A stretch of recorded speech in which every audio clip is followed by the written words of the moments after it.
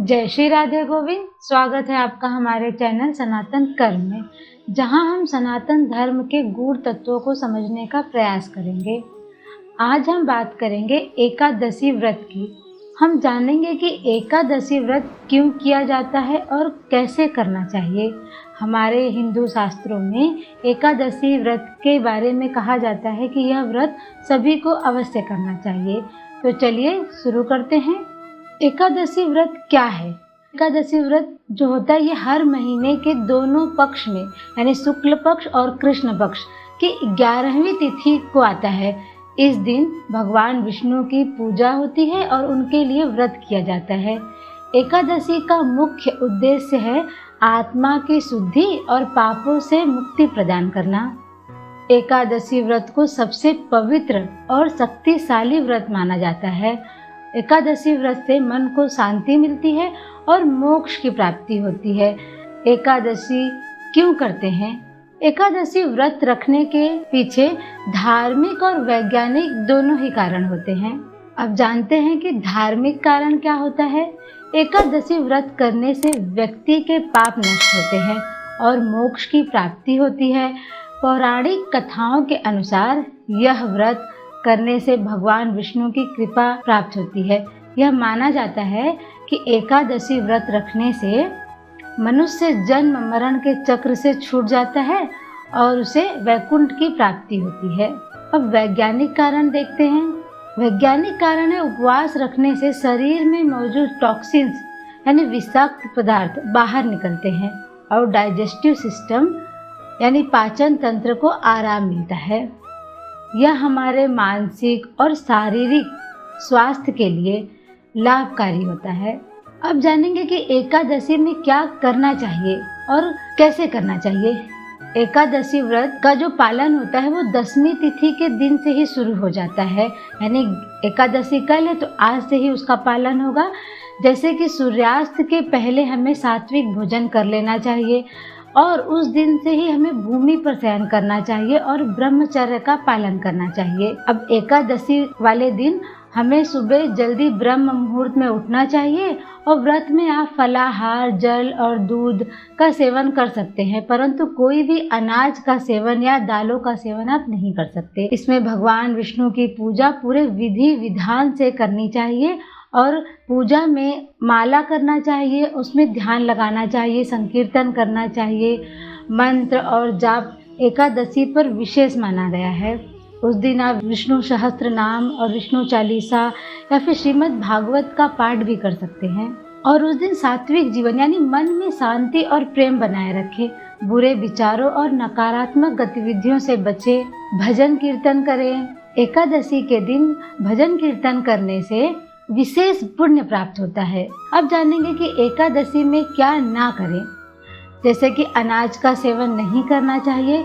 इस दिन ऐसा माना जाता है कि जो पाप होता है वो अनाज में उसका वास हो जाता है, इसलिए इन्हें अशुद्ध माना गया है। इसलिए अनाज का सेवन वर्जित है एकादशी में। और तामसिक भोजन जैसे प्याज, लहसुन, मांस और शराब से दूर रहें। ये 10वीं तिथि से ही आपको इसका पालन करना होता है। और एकादशी वाले दिन क्रोध भी नहीं करना चाहिए, किसी से लड़ाई झगड़ा ना करें।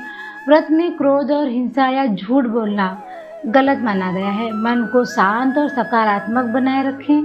अब हम जानेंगे कि जो एकादशी व्रत होता है वो तिथि के अनुसार कैसे रखा जाता है। 10वीं तिथि से इसका पालन होता है, लेकिन हम उदया तिथि के अनुसार ही एकादशी व्रत रखते हैं।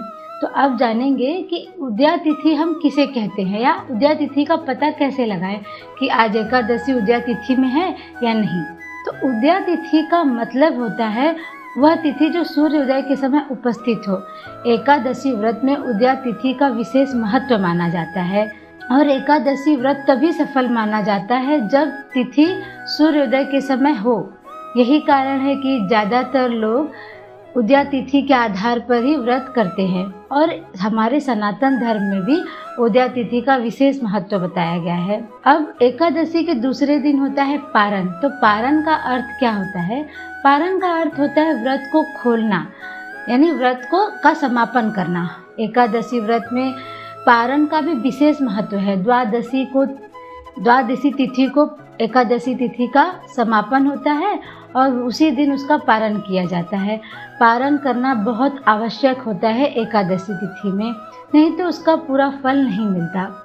पारण करने का जो तरीका है वो है द्वादशी के तिथि में सूर्योदय के बाद ही पारण करना चाहिए।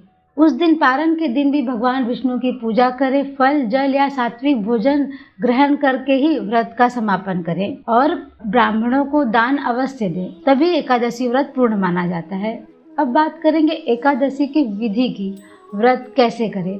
एकादशी व्रत रखने के लिए एक दिन पहले 10वीं तिथि से ही सात्विक भोजन करें। याद रहे सूर्यास्त के पहले आपको भोजन कर लेना है और उस दिन आपको रात्रि में भूमि पर शयन करना है, ब्रह्मचर्य का पालन करना है और एकादशी के दिन सूर्योदय से पहले यानी ब्रह्म मुहूर्त में उठकर सुबह स्नान करें और भगवान विष्णु का स्मरण करके पूजा करें। व्रत के दौरान केवल फल, दूध और जल का ही सेवन करें। दिन भर पूजा पाठ, भजन कीर्तन और भगवान विष्णु के सहस्त्र नाम का जाप करें और द्वादशी तिथि में सही समय पर पारण करें, व्रत खोलें, सात्विक भोजन करें, ब्राह्मणों को दान दें, तभी आपका व्रत पूरी तरह सफल माना जाता है।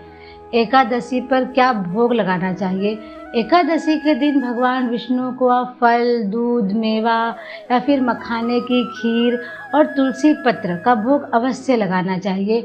चावल और गेहूं जैसे अनाज का भोग नहीं लगाया जाता। और वहीं ध्यान रहे, एकादशी के दिन आप किसी भी, जैसे तुलसी का पत्ता हो गया या फिर किसी भी पत्ते को आप नहीं तोड़ सकते, तो इस दिन बचना चाहिए। किसी भी एक दिन पहले ही तोड़ कर रख लें। एकादशी की कथा क्यों सुनते हैं? एकादशी व्रत करने के साथ साथ इस दिन एकादशी की व्रत कथा सुनने का भी विशेष महत्व माना जाता है। माना जाता है एकादशी व्रत की कथा सुनने से व्रत का जो पुण्य होता है वो कई गुना बढ़ जाता है। एकादशी की कथा भगवान विष्णु और उनके भक्तों से जुड़ी होती है, जो हमें धर्म और भक्ति का मार्ग दिखाती है। अब यहाँ पे देखिए, एकादशी जो होती है हर महीने में 2 आती है, तो एक निर्जला एकादशी भी होती है। यह निर्जला एकादशी सबसे कठिन और सबसे पुण्यदायी मानी जाती है। इस दिन बिना जल ग्रहण किए व्रत रखा जाता है। इसका पालन करने से साल भर की एकादशियों का व्रत अवश्य मिल जाता है। ऐसा कहते हैं कि एक निर्जला एकादशी का व्रत अगर आप करते हो तो साल में जितनी भी एकादशी आती है उनका फल आपको मिल जाता है। आशा करती हूँ आपको ये वीडियो पसंद आई होगी। अगर पसंद आए तो लाइक और सब्सक्राइब करना ना भूलें। इस ज्ञान और भक्ति को और लोगों तक पहुँचाने के लिए इस वीडियो को ज़्यादा से ज़्यादा लोगों तक शेयर करें और अपनी आध्यात्मिक यात्रा शुरू करें। अब मिलते हैं अगले वीडियो में। धन्यवाद। जय श्री राधे गोविंद।